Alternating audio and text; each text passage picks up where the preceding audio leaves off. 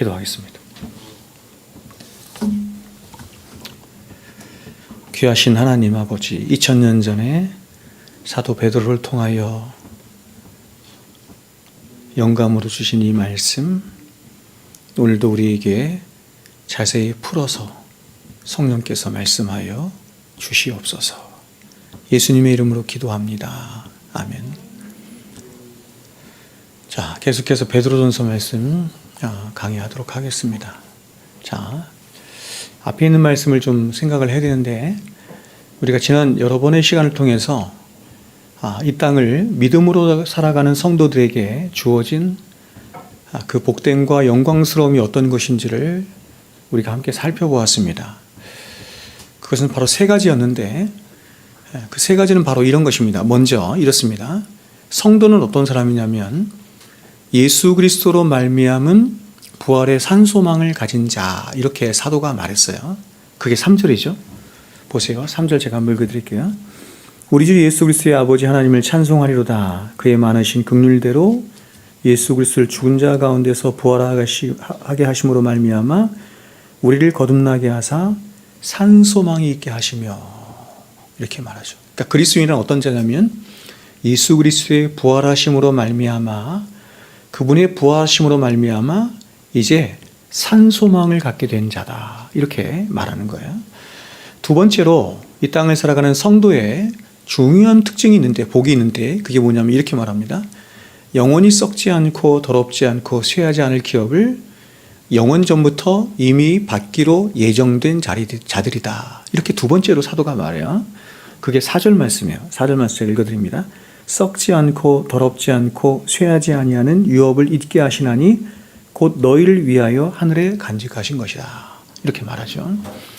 마지막 세 번째로 성도는 어떤 사람이냐면 말세에 나타나기로 예비된 완전한 구원을 받도록 믿음으로 말미암아 하나님의 능력으로 붙들림 바 된 자다, 이렇게 말합니다. 그게 5절이죠.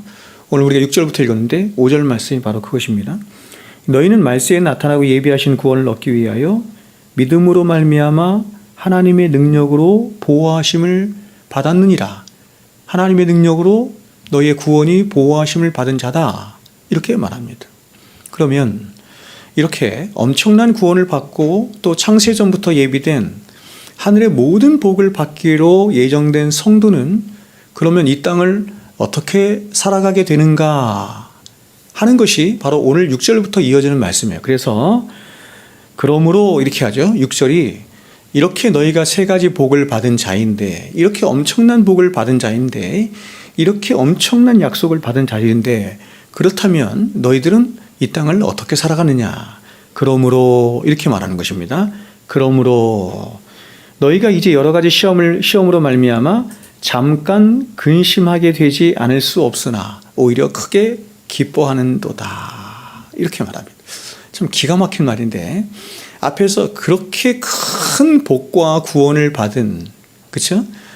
창세로부터 예비된 모든 복을 받기로 예정된 너희들, 이렇게 크게 약속을 해놓고, 그러면 너희는 이 땅을 어떻게 살아가느냐, 이렇게 말 때 우리가 전혀 예상하지 못한 말이 나오는데, 그게 뭐냐면 바로 고난의 삶을 살게 된다, 이렇게 말하는 거예요. 자, 6절과 7절 제가 다시 한번 읽어드릴게요. 그러므로, 그렇게 복받은 너희들은 그러므로 너희가 이제 여러 가지 시험으로 말미암아 잠깐 근심하게 되지 않을 수 없으나 그러나 오히려 너희가 크게 기뻐하는도다. 너희 믿음의 확실함은 불로 연단하여도 없어질 금보다 더 귀하여 예수 그리스도께서 나타나실 때에 칭찬과 영광과 존귀를 얻게 할 것이니라. 여러분 지금 이 말씀의 흐름을 아시겠죠? 자, 여러분 성도의 삶에, 이 땅을 살아가는 성도의 삶의 첫 번째 본질이 뭐냐면, 오늘 사도가 뭐라고 얘기하냐면 시험과 고난이다, 이렇게 말하는 거예요. 시험과 고난이다, 이렇게 말하는 거예요. 그래서 먼저 6절을 보시면 사도는 말하기를 이렇게 말합니다. 성도는 이 땅에서 여러 가지 시험을 받는 자다, 이렇게 말하는 것입니다. 그래서 이 고난과 시험으로 말미암아 성도들 역시도 이 세상에서 때로 낙심도 하고 절망도 하고 깊은 침륜에 빠지기도 한다. 이렇게 사도가 말하는 거예요. 그러나 이어서 사도는 말하기를 그럼에도 불구하고 사도는 무엇이라고 말하냐면 그 시험은 영원한 게 아니라는 것입니다. 그 시험은 영원한 것이 아니라 성도들 너희들이 이 땅을 살아가는 동안만 잠깐 있는 아주 일시적인 고난이다. 이렇게 말을 합니다. 그리고 그 시험은 저와 여러분을 절대로 침륜에 빠뜨리거나 완전히 넘어뜨리게 할 수 없는 그런 시험으로 그저 잠깐 어떤 목적을 위해서 존재하는 그런 고난이다. 이렇게 말하는 것입니다. 그리고 사도는 7절에서 이어서 말하기를 이런 말을 하죠. 너희 믿음의 확실함은 이렇게 말합니다.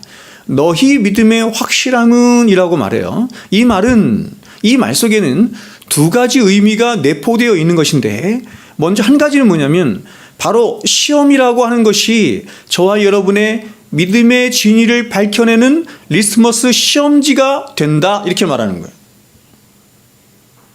즉 하나님은 저와 여러분이 가지고 있는 믿음이 진짜인지 가짜인지 그 믿음의 진위 여부를 우리의 인생 가운데 불어오는 시험을 통해서 확증하신다 혹은 가려내신다 이렇게 말하는 거예요. 그러니까 너희 믿음의 확실함은 이라고 하는 말 속에는 이 말이 먼저 포함되어 있는 거예요.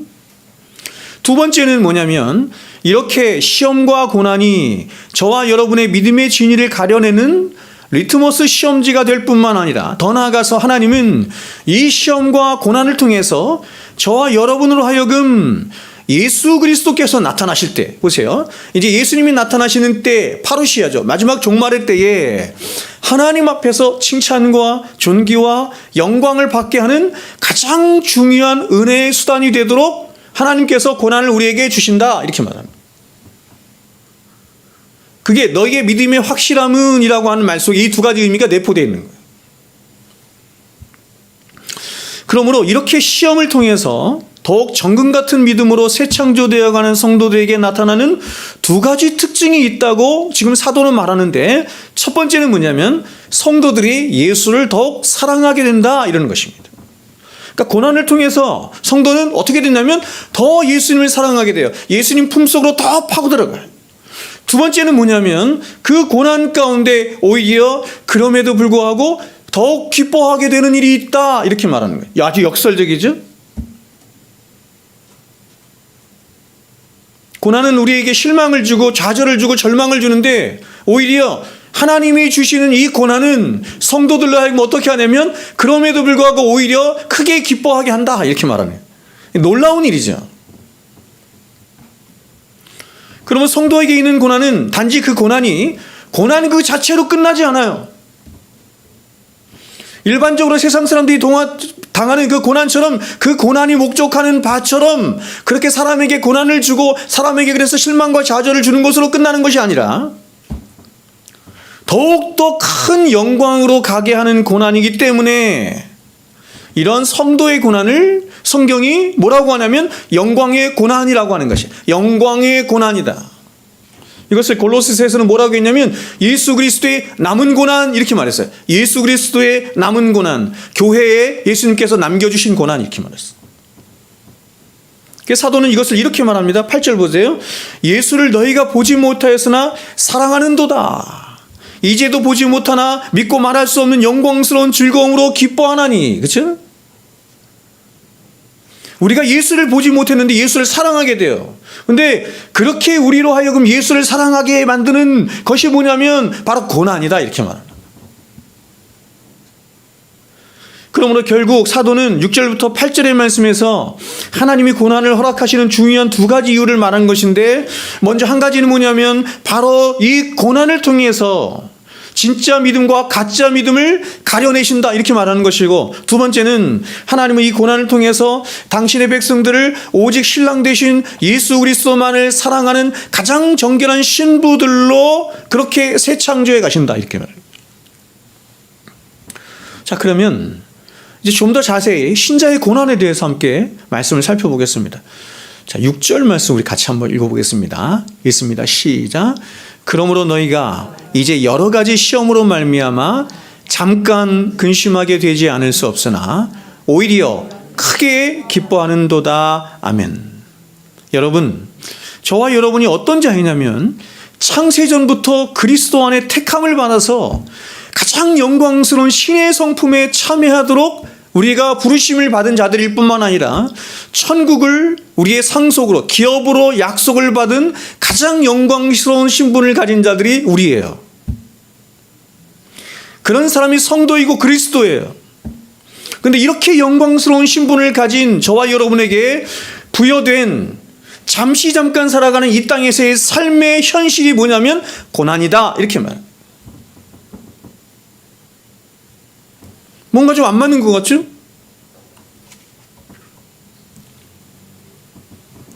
그 사도는 이러한 성도의 고난의 삶에 대해서 이제 뒤에 가면 4장 12절 14절에서 이렇게 말합니다. 들어보세요. 사랑하는 자들아, 너희를 연단하려고 오는 시험이 얼마나 무서운지 이것을 불시험이다, 이렇게 말했어요. 너희를 연단하려고, 불시험이 있는 이유가 뭐죠? 연단하려고, 너희를 연단하기 위해서, 연단하려고 오는 불시험을 이상한 일 당하는 것 같이 이상히 여기지 말고, 이상한 일이 아니라는 것이에요. 너희들 놀랄만한 일이 아니라는 것이에요. 오히려 너희가 그리스도의 고난에 참여하는 것으로 즐거워하라. 그 고난의 중요한 특징이 뭐냐면 예수 그리스도의 고난에 참여하는 고난이다, 이렇게 말하는 거예요. 놀랍죠? 이는 그의 영광을 나타내실 때에, 그분의 영광을 나타내실 때에, 여러분, 영광을 나타내실 때가 무슨 뜻일 것 같아요?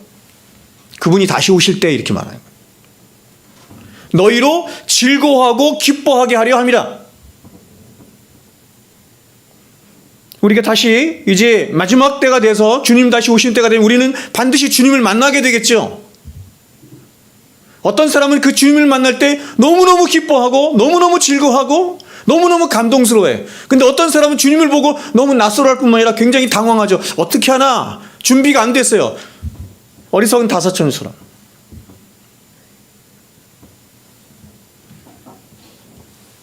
너희가 그리스도의 이름으로 치욕을 당하면, 이보세요, 복이 있는 자로다. 너희가 그리스도의 이름으로 치욕을 당하면 복이 있는 자로다. 영광의 영 곧 하나님의 영이 너희 위에 계심이라. 성령이 너희와 함께 하신다.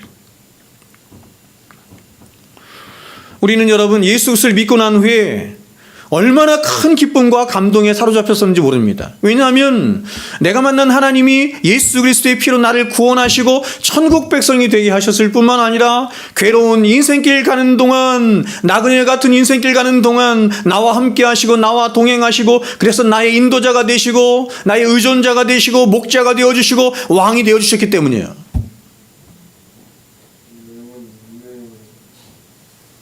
그래서 이렇게 우리가 예수를 믿고 난 후에 우리는 생각하기를, 이제 내 인생은 이렇게 좋으신 예수님으로 말미암아, 이렇게 귀하신 하나님으로 말미암아 이전에 그 괴롭고 슬픈 인생길에서 나는 벗어나서 이제 형통만 있고 늘 승리만인 인생이 될 것이다, 이렇게 생각을 하는 것입니다. 그런데 이런 우리의 예상과 달리 예수를 믿고 나니 오히려 예수 믿기 전보다 더 많은 시험이 있고 환난이 있고 고난이 불어닥치는 거예요.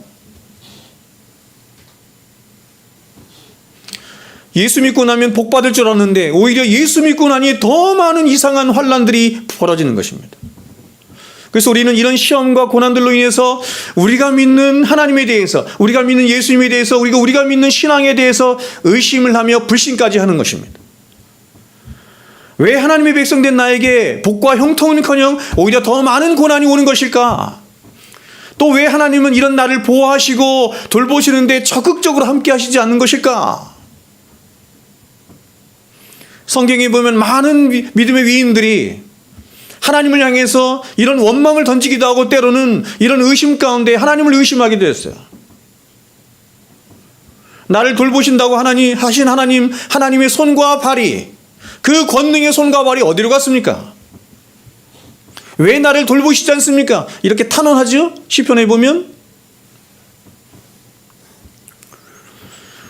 그런데 사도는 정말 놀랍게도 이런 성도된 저와 여러분을 향해서 고난과 시험이라고 하는 것은 성도의 삶의 필연이래요. 성도의 삶의 필연일 뿐만 아니라 더 나아가서 성도를 성도되게 하는 하나님의 가장 적극적인 은혜의 방편이 바로 성도의 고난이고 시험이라고 말하고 있는 거예요.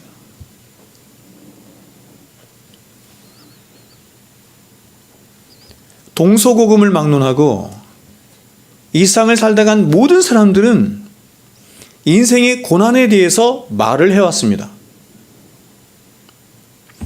어떤 종교를 가졌던, 가졌던, 갖지 않았던 인생을 살다간 수많은 사람들은 인생의 고난에 대해서 말했어요. 인생에 대해서 누구보다 깊이 사색하고 사유한 철학자나 종교인들뿐만 아니라 그저 평범하게 인생을 살다간 사람들조차도 누구든지 인생이 뭐냐 이렇게 말하면 인생은 고난입니다 이렇게 말을 했어요.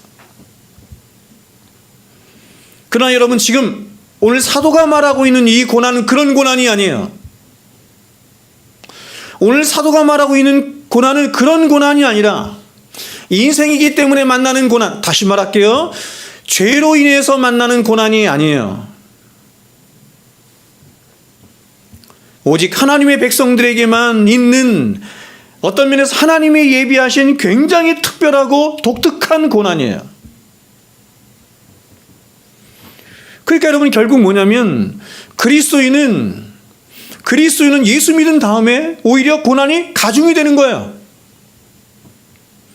일반적인 세상 사람들이 죄로 인해서 당하는 고난, 우리도 죄인이기 때문에 그 죄로 인해서 당하는 고난이 있어요. 하나님이 세상을 심판을 선고하셨기 때문이죠.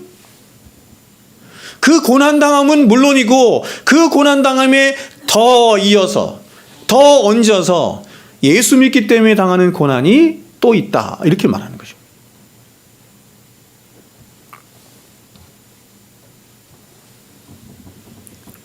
그러면 여러분, 성도가 당하는 고난은 과연 어떤 것인지, 자, 오늘 사도가 말하는 고난을 이 베드로전서의 말씀을 따라서 함께 한번 제가 살펴보겠습니다. 먼저 2장 12절을 보시면, 넘어가서 2장 12절을 보시면 성도가 당하는 고난에 대해서 이렇게 말을 해요. 그러니까 여러분, 이 베드로전서의 말씀은 이게 위로의 서신인데 뭐로 가득 차 있냐면 고난으로 가득 차 있어요. 지금 이 서신을 받고 있는 이 갈라디아 지방에 흩어져 있는 성도들이 로마의 핍박에 가진 고난을 지금 다 당하고 있는 거예요. 절망하고 실망하고 낙심하고 있는 사람들에게 위로의 서신을 보내고 있는 거예요. 그래서 고난이 많이 나와요. 왜 너희들이 그렇게 고난을 당하는지, 왜 성도는 고난을 당할 수밖에 없는지, 그 고난들을 통해서 그 고난을 허락하신 하나님의 목적이 무엇인지, 고난을 통해서 하나님이 이루시고자 하는 것이 무엇인지를 말씀해요. 그래서 이 베드로전서는 고난으로 가득 차 있어요. 자, 2장 12절에 보면 이렇게 말합니다. 너희가 이방인 중에서 행실을 선하게 가져, 너희가 이방인 중에서 행실을 선하게 가져 너희를 악행한다고 비방하는 자들로 하여금 그리스도를 따르고 진리를 따르고 신앙생활을 바르게 잘했는데 세상 사람들이 그런 사람들을 향해서 뭐라고 부르냐면 너희는 악행하는 자들이네, 이렇게 부른다는 거예요.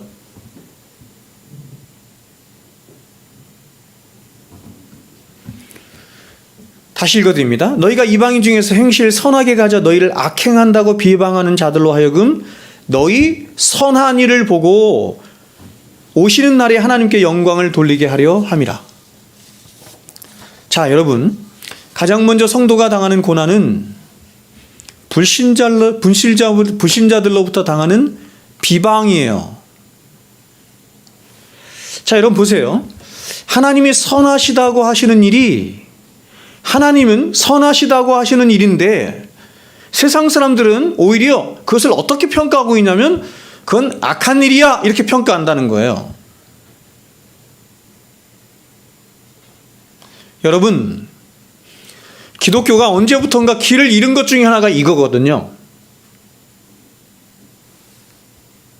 기독교는 진리를 따라가는 종교지 세상 사람들이 말하는 좋고 선한 것을 따라가는 게 아니에요. 근데 언제부턴가 세상 사람들이 좋아할 만한 것들, 세상 사람들이 칭찬할 만한 것들, 세상 사람들이 그렇게 위대하다고 할 만한 것들을 교회가 따라가기 시작함으로 교회가 타락한 거예요.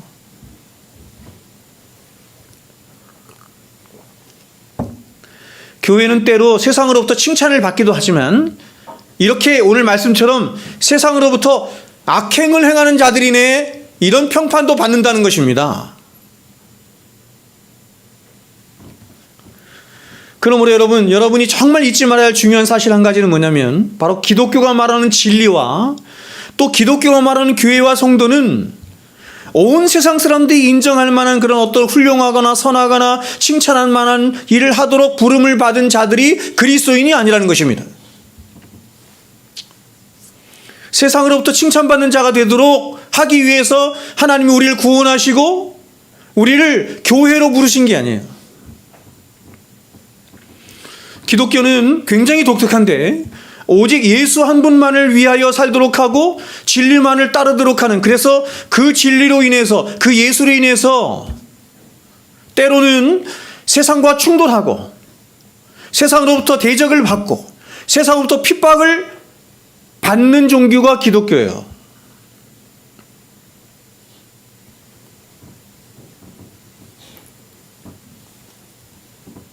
우리가 절대로 착각하지 말아야 할 것은 뭐냐면, 진정한 기독교는, 기독교 역사를 공부해 보면 진정한 기독교는 수천 년의 기독교 역사들을, 그렇죠? 역사 가운데 단 한 번도 세상으로부터 환영을 받거나 존경을 받거나 찬사를 받은 적이 없어요.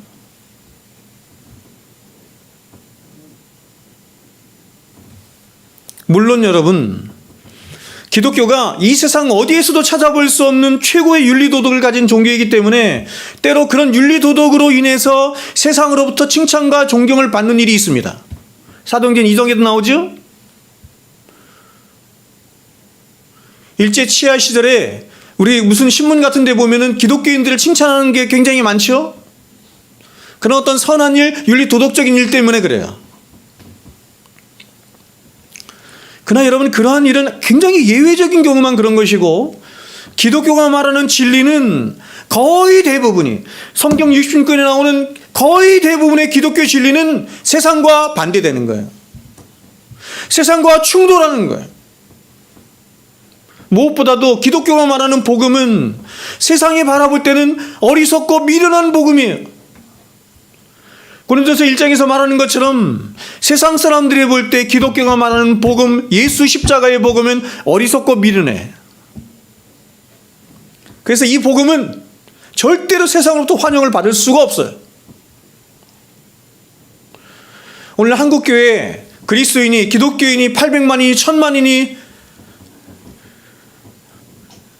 저는 기독교 역사를 공부해봐도 그렇고 기독교 복음 자체를 공부해봐도 그렇고 성경을 공부해봐도 그럴 수가 없어요.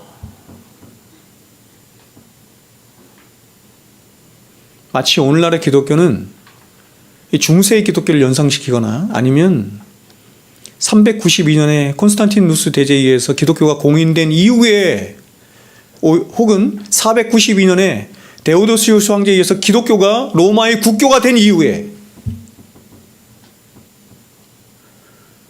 유럽을 완전히 장악한, 금과 은과 힘으로 유럽을 완전히 장악한, 그래서 우리가 잘 알고 있는 것은 카노사의 굴력 아시죠? 그 하인리 몇 세입니까? 그 사람이 그 교황 앞에 가가지고 3일 동안 그 추운 겨울에 무릎 꿇고 빌죠? 그런 기독교를 연상케 하는 기독교입니다. 언제나 참된 기독교는 세상으로부터 환영을 받을 수가 없었습니다.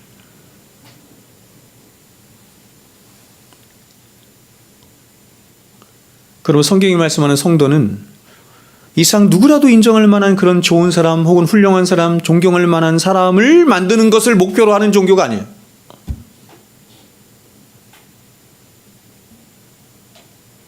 기독교가 목표로 하는 사람은 어떤 사람이냐면 간단해요. 예수 사람이에요. 예수에게 완전히 붙들린 사람이에요. 예수를 닮은 사람이에요. 예수를 사랑하는 사람이에요.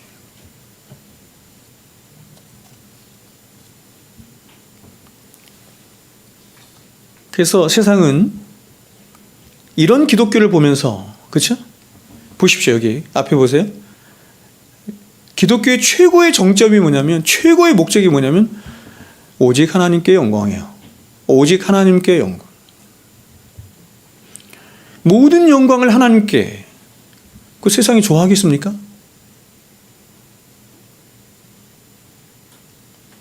온 세상을 다 싸잡아서 다 죄인이라고 말하는 그런 기독교를 좋아할 리가 없어요. 그래서 세상은 이런 기독교를 보면서 베드로가 지금 정확하게 말하는 거야. 뭐라고 하냐면 악하다 이렇게 말한다는 거야. 세상적인 눈으로 볼 때 너희들 기독교는 악하다 이렇게 말한다는 것입니다.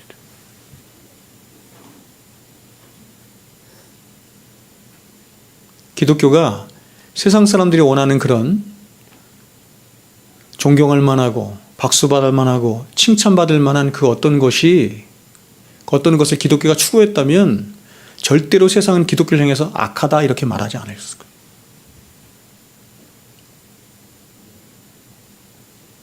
진리를 싫어하는 이 세상에 기독교는 진리를 가지고 와서 진리를 선포하기 때문에, 예수를 선포하기 때문에, 진리를 싫어하고 예수를 미워하는 이 세상은 기독교를 향해서 너희들 악하다 이렇게 말하는 거예요.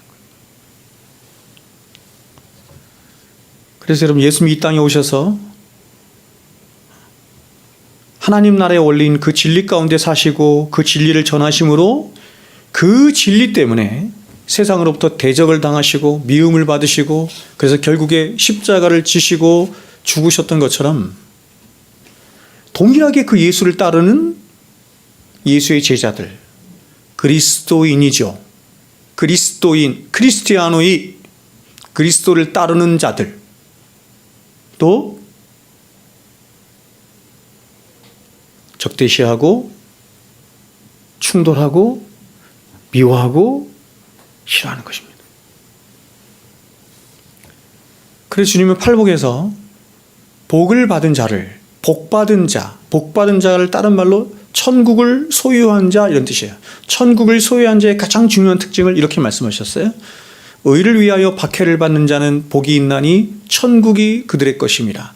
나로 말미암아, 자 평행구절인데 이렇게 말합니다. 나로 말미암아 너희를 욕하고 박해하고 거짓으로 너희를 거슬러 모든 악한 말을 할 때는, 똑같죠? 악한 말을 하죠.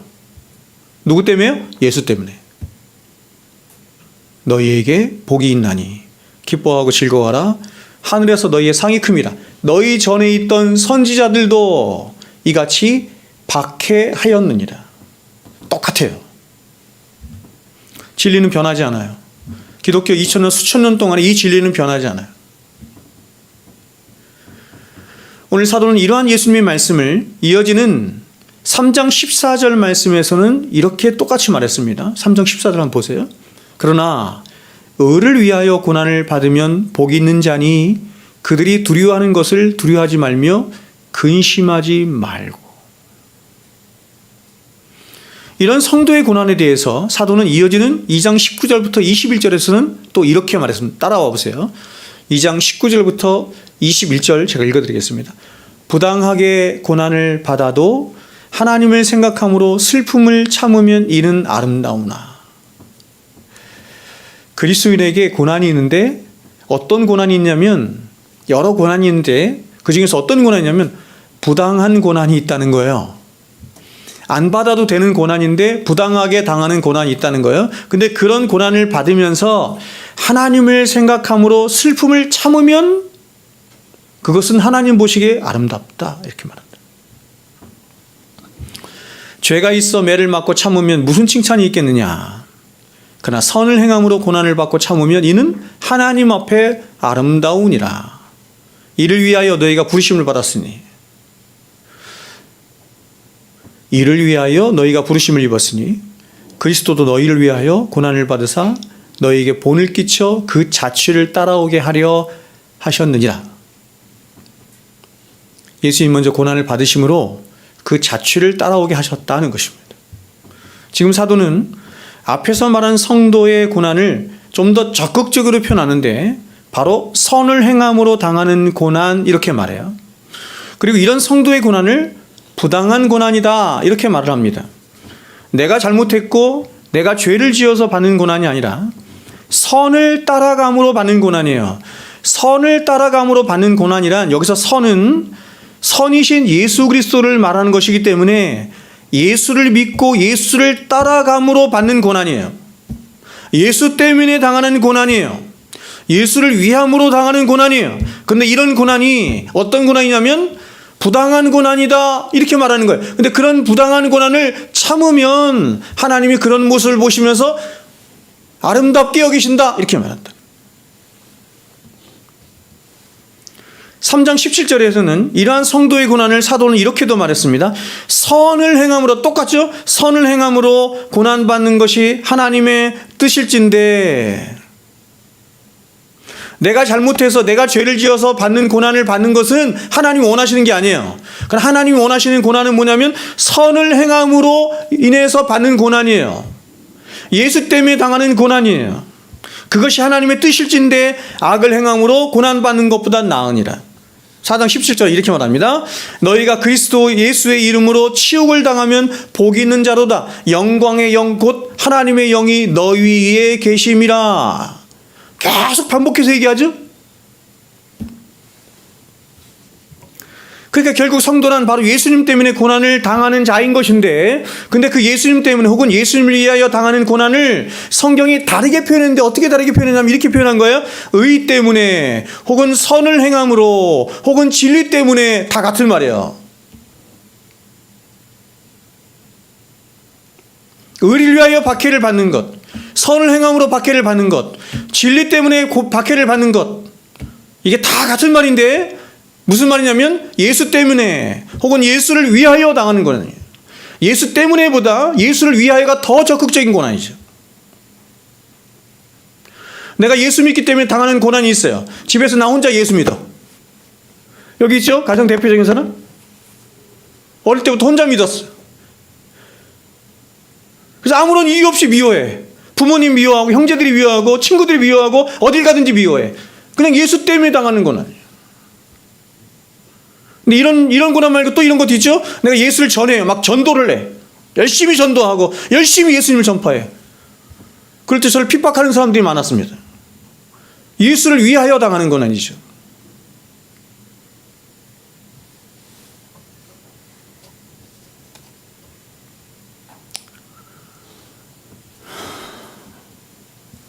그러므로 여러분, 저와 여러분이 그리스도인이 되었다는 것은 그리스도를 믿고 따르는 자가 되었음을 의미하는 것이죠. 아까 말씀드린 것처럼 그리스도인이라는 말이 히라보로 크리스티아누이예요. 크리스토스와 이아누이가 합쳐진 것. 그리스도를 따라가는 자, 쫓아가는 자, 이런 말이에요. 그럼 예수님이 자신 안에 있는 진리 때문에 고난당하신 것처럼 세상으로부터 대적을 받으시고 박해를 받으신 것처럼 그 예수 안에 있는, 그렇죠? 예수 속에 있는, 예수와 함께 있는, 또 예수를 따라가는 우리들도 고난을 받을 수밖에 없겠죠. 그 예수 때문에. 그래서 이 주님이 누가복음 9장에서 이렇게 말한 거죠. 또 무리에게 이르시되 아무든지 나를 따라오려거든 자기를 부인하고 날마다 자기 십자가를 지고 나를 쫓을 것이니라. 자기를 부인하지 않는 기독교는 없어요. 자기를 부인하지 않으면서도 성립되는 기독교는 없고, 자기 십자가를 지고 쫓지 않는 기독교도 없어요. 주님이 말씀하셨어요. 야, 내가 십자가를 지는 게 너무 무거운데 내 십자가 좀 대신 져줄래? 이렇게 말씀하시지 않고 내가 져야 할 십자가, 예수님의 십자가는 아무도 못 져. 예수님만 지는 거죠. 나도 내 십자가를 지고 가는 것처럼 너희들도 너희에게 부여된 십자가가 있는데 그거 지고 나 쫓아와. 이렇게 말하는 거예요. 그래서 여러분, 디모데전서에서 바울이 이렇게 말했어요. 무릇 경건하게 살고자 하는 자는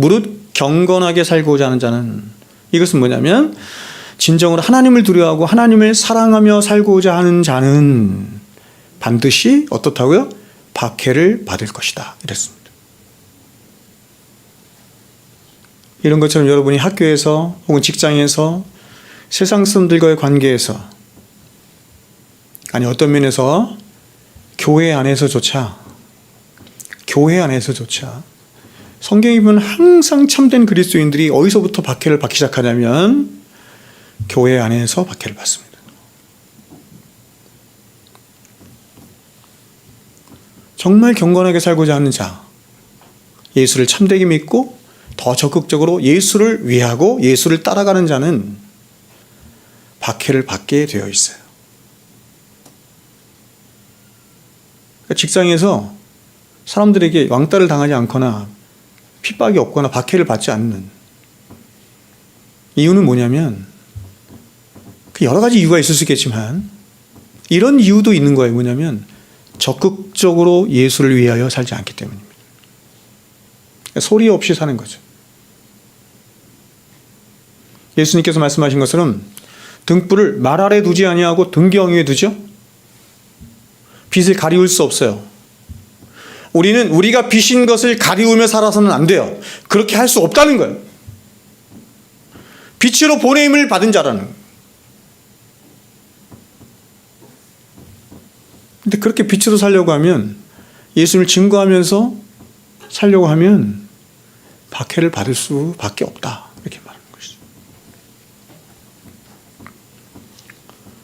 우리가 여러분 고린도후서 말씀을 보면 사도가 1장부터 13장까지 전체의 말씀에서, 그러니까 고린도후서의 말씀은 어떤 말씀이냐면 이게 개인적인 서신인데, 사도 바울이 고린도 교회를 개척한 목사였는데, 담임 목사였는데 거짓 선생들이 들어와서 이간질을 시켜놨어요.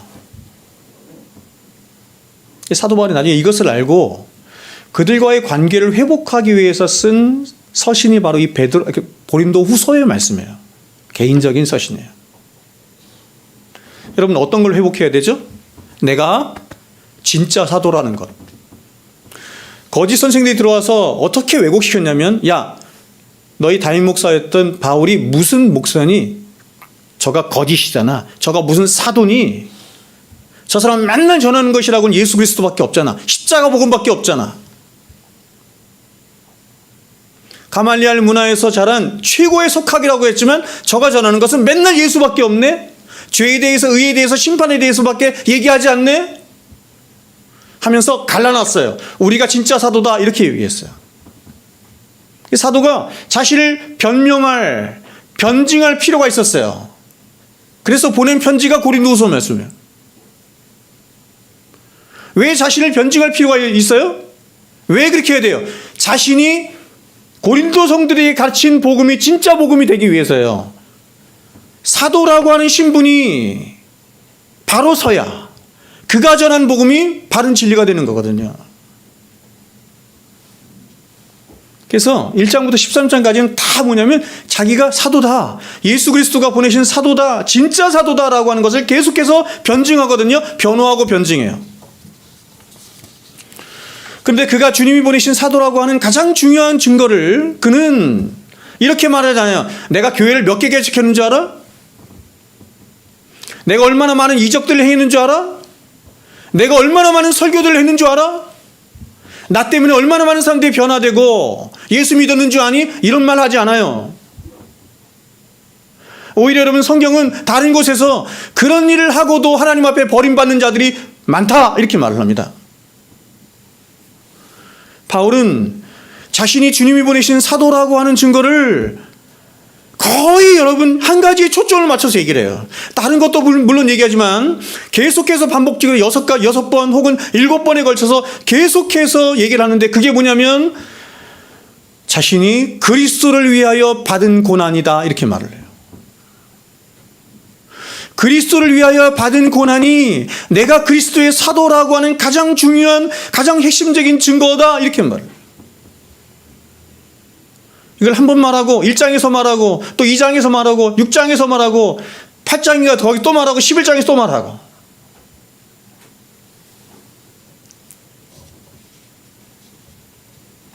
그래서 그는 갈라디 6장에서 자신을 뭐라고 했냐면 예수의 흔적을 가진 자다, 이렇게 말했습니다. 제가 한 군데 한번 읽어드릴까요? 고린도후서 말씀 11장 말씀 제가 한번 읽어드릴게요.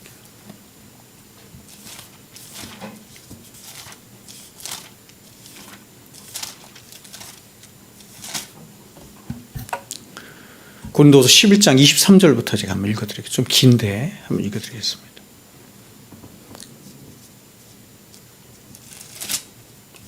고린도후서 11장. 잘 보십시오. 이렇게 말합니다. 그들이 그리스도의 일꾼이냐? 여기서 그들은 누굴 말하는 거예요? 거짓 선생들을 말하는 거예요. 변증하는 겁니다. 변명하는 거야. 그들이 그리스도의 일꾼이라고 하냐? 이렇게 묻는 거예요. 정신없는 말을 하는구나. 말도 안 되는 얘기를 하는구나. 나는 더욱 그러하도다. 얘기는 뭐냐면 내가 진짜 그리스도의 일꾼 사도다. 이렇게 말하는 거예요. 그러면 내가 그리스도의 일꾼인 사도인 증거가 뭐냐라고 할 때 그 다음부터 이렇게 얘기해요. 내가 그리스도를 위하여 수고를 넘치도록 하고 옥에 갇히기도 하고 더 많이 하고 매도 수없이 맞고 여러 번 죽을 뻔하였더라.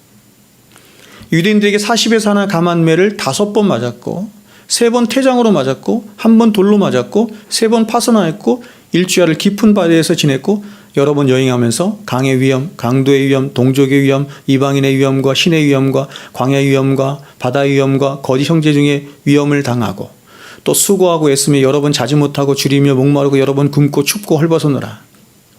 이외의 일은 고사하고 아직도 날마다 내 속에서 눌리는 일이 있으니 곧 모든 교회를 위하여 염려하는 것이라. 누가 약하면 내가 약하지 아니하며 누가 실족하게 되면 내가 애타지 아니하더냐. 내가 부득불 자랑할진대 내가 약한 것을 자랑하리라.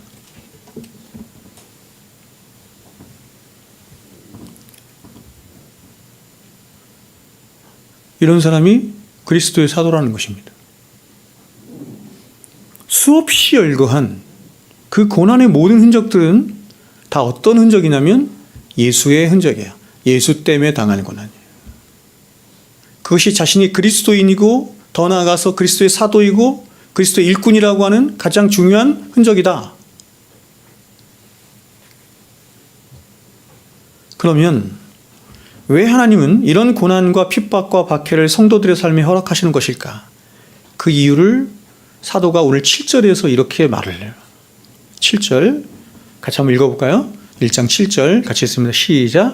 너희 믿음의 확실함은 불로 연단하여도 없어질 금보다 더 귀하여 예수 그리스도께서 나타나실 때에 칭찬과 영광과 존귀를 얻게 할 것이니라.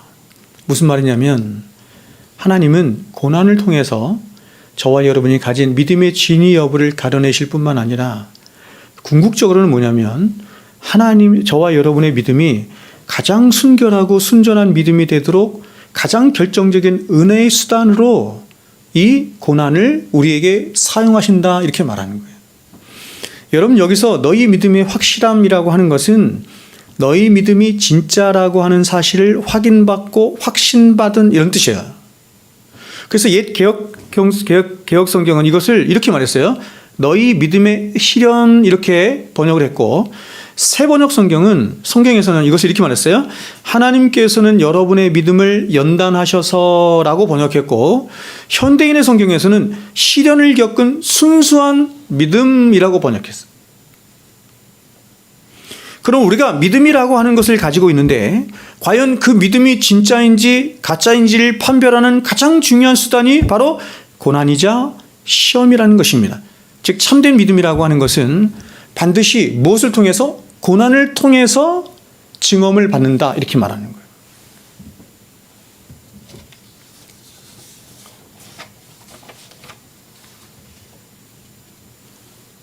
이것은 이렇게도 말할 수 있어요. 우리 안에 있는 참된 믿음은 하나님이 예비하신 고난을 불러오기도 하고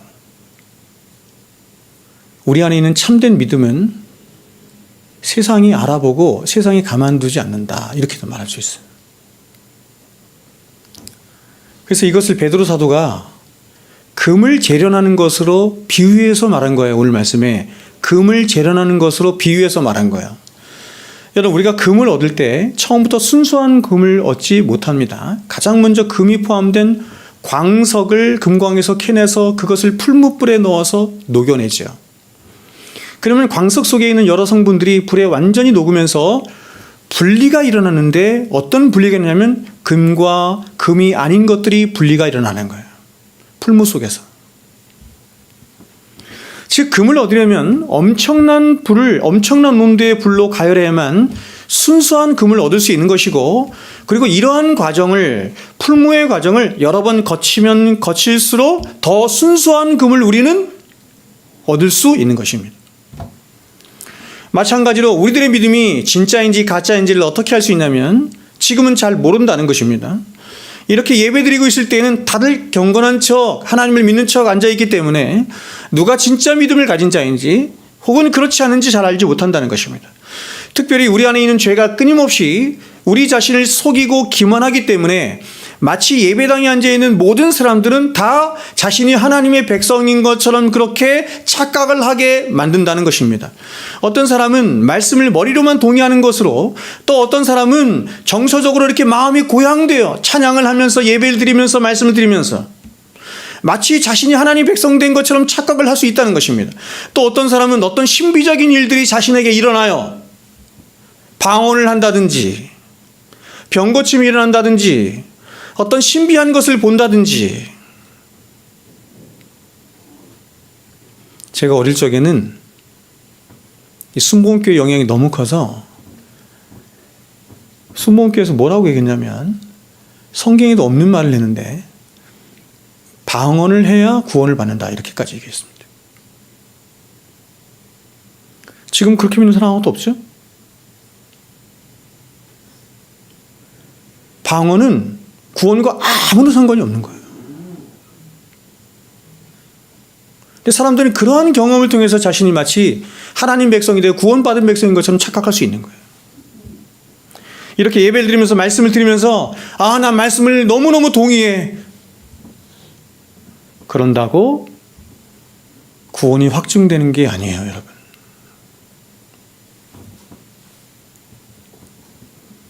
성경은 이러한 믿음에 대해서 여러 말씀들로 계속해서 경고합니다.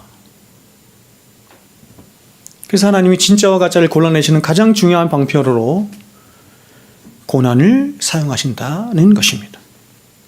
왜냐하면 고난은 풀무불 같아서 마치 풀무불을 통해 금과 은이 이렇게 가려지는 것처럼, 그렇죠? 고난은 진짜 믿음과 거짓 믿음을 가려내게 하는 리트머스 시험지가 되기 때문입니다. 그래서 이렇게 예배당에 앉아있을 때에는 모두가 다 그리스도인 것 같지만 결국 그런 성도의 삶에 도저히 참지 못할 어떤 고난이 오고 시험이 오고 풍파가 올 때 진짜 믿음의 사람들은 어떤 특징이 있다면 고난이 오면 올수록 주님 품으로 더 파고 들어간다는 거예요. 신기하죠?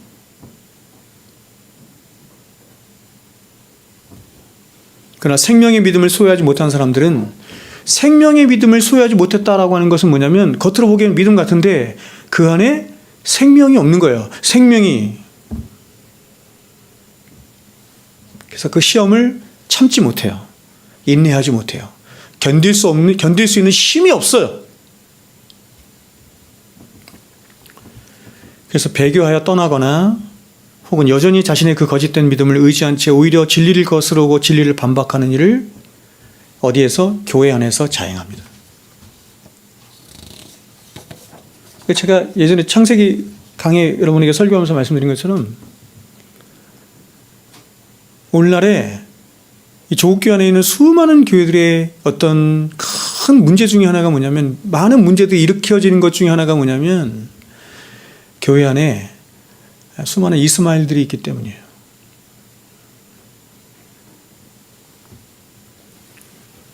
그러므로 이렇게 불같은 시험 가운데 가장 순결하고 고결한 믿음으로 비전한 성도들의 믿음이 과연 얼마나 하나님 앞에 고결하며 가치로운 것이 되겠어요? 물론 여러분, 예수 그리스도의 피로 사신받은 우리 자신 그쵸? 너무나 형편없는 우리 자신이지만, 그런 자체로도 너무나 귀한 것이지만, 불같은 시험을 견뎌내고 연단을 통해서 정금같이 나은 우리들의 믿음, 우리들의 그쵸? 이 신앙과 삶을 볼 때 그런 우리들이 하나님 앞에 얼마나 고결하고 가치로운 것이 되겠습니까? 사도는 7절에서 이렇게 말한 거예요. 너희 믿음의 확실함은 불로 연단하여도 없어질, 보세요, 금보다 더 귀하여. 금보다 더 귀하여 예수 그리스도께서 나타나실 때에 칭찬과 영광과 존귀를 얻게 할 것이니라. 시험과 연단을 통해서 얻게 되는 진짜 성도의 믿음은 이 세상 사람들이 가장 가치 있게 여기고 고귀하게 여기는 뭐보다? 금보다 더 귀한 것이다, 이렇게 말하는 거예요. 동서고금을 막론하고 세상 사람들이 가장 귀한 것을 말할 때 황금을 이야기합니다. 참 신기하죠? 어디 나가나 황금이에요. 그런데 이렇게 모든 사람들이 가장 가치롭게 여기고 가장 귀하게 여기는 그 금보다 고난을 통해 빚어진 성도의 믿음을 하나님은 가장 가치롭게 고귀하게 여기신다, 이렇게. 그래서 성도는 그런 가치 있는 믿음을 자신 안에 주신 하나님께 어떻게 해요? 찬양과 영광을 돌리게 되는 거예요. 진짜 성도는 그 고결함을, 그 가치를 알아보죠. 그러니까 자신의 인생에서 가장 중요한 게 뭔지를 알아요. 가장 가치 있는 게 뭔지를 알아요.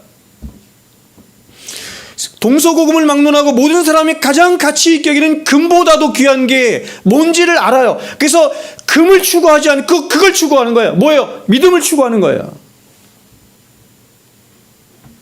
그래서 어떤 시인이 이렇게 시를 지어 노래하지 않았습니까? 손에 있는 부귀보다 주를 더 사랑하는가? 이슬 같은 목숨보다 주를 더 사랑하는가? 사랑의 빛 잃어가면 주님 만날 수 없어. 헛된 영화 바라보면 사랑할 수도 없어. 잠시 머물 이 세상은 헛된 것들 뿐이니 주를 사랑하는 마음 금보다 더 귀하다. 큰 물결이 뛰노라도 주를 더 찬양하는가? 큰 환란이 닥쳐와도 주를 찬양하는가? 깊은 잠에 빠진 영은 주님 만날 수 없어. 근심 걱정 많은 자는 찬양할 수도 없어. 잠시 머물 이 세상은 헛된 것들 뿐이니 주를 찬양하는 마음 금보다 더 귀하다. 언제 다시 주 오실지 아는 이가 있는가? 신랑으로 오실 주님 맞을 준비되었는가? 기름 없는 등불 들면 주님 만날 수 없어. 재림 나팔 소리 나면 예비할 수도 없어. 잠시 머물 이 세상은 헛된 것들 뿐이니 주를 맞을 준비함이 금보다 더 귀하다. 이 찬양은 부를 때마다 얼마나 좋은지 모르겠습니다. 여러분, 이 세상의 모든 것들은 다 없어지고 사라지고 풀어 없어지는 그런 순간적이고 찰나적인 것들 뿐입니다. 그래서 아무리 연단하고 재련한 가장 가치 있는 금이라 할지라도 그 금도 다 사라져 없어져 버리고 마는 것이며, 또한 그 금이 영원한 천국의 기업을 담보해 줄 수 있는 것도 아니에요. 세상 사람들이 가장 가치 있다고 여기는 그 금이 있어도 우리는 천국에 갈 수 없어요. 돈으로도 못 가요. 금으로도 못 가요. 하나님 나라. 그러나 여러분, 하나님이 우리에게 주신 그 귀한 믿음은, 예수 그리스도의 십자가로 말미암아 우리에게 주신 그 귀한 믿음은 영원히 쇠하지도 않고 썩어지지도 않고 더럽혀지지도 않는 그런 영원한 천국의 기업을 우리로 하여금 이 땅에서조차 보게 하고 누리게 하고 영원토록 확증하여 주게 하는 믿음이에요. 그러므로 여러분, 오늘 말씀처럼 여러분에게 이 참된 믿음만 있다고 한다면 예수님이 언제 오시든지 영광과 찬송과 존귀를 하나님 앞에서 우리가 얻게 될 것이지만, 그러나 만일 이런 믿음이 없다면 이 땅에서 일론 머스크 같은 삶을 살아도, 모든 부귀영화를 다 누리고 모든 지식을 다 통달한다 할지라도, 수많은 사람들로부터 칭찬과 존귀와 박수를 받는다 할지라도 아무 소용이 없는 것입니다.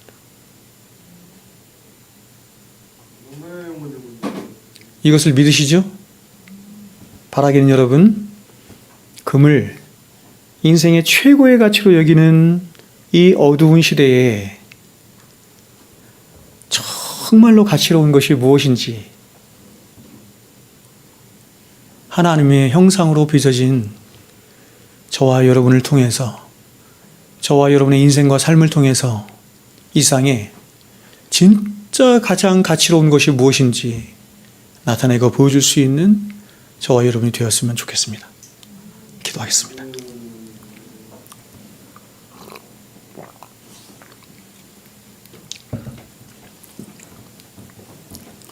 금보다 귀하신 우리 주님, 세상보다 귀하신 우리 주님, 아니 나의 생명보다도 귀하신 우리 주님,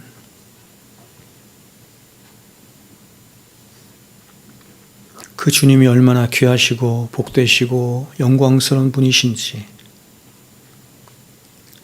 우리의 평생의 인생을 통하여 알게 되고 깨닫게 하여 주시기를 원합니다. 그 귀하신 주님이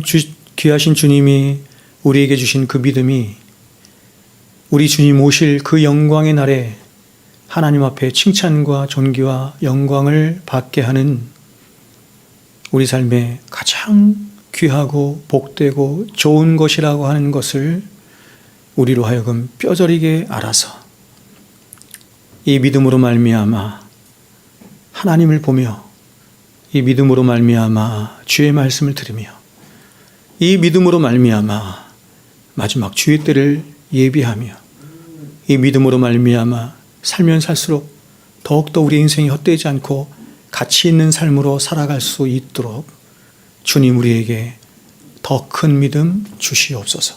이제는 우리 구주 예수 그리스도의 은혜와 하나님 아버지의 만극하신 사랑하심과 성령님의 교통 충만하심의 역사가 이제로부터 영원토록 우리와 항상 함께 있을지어다. 아멘.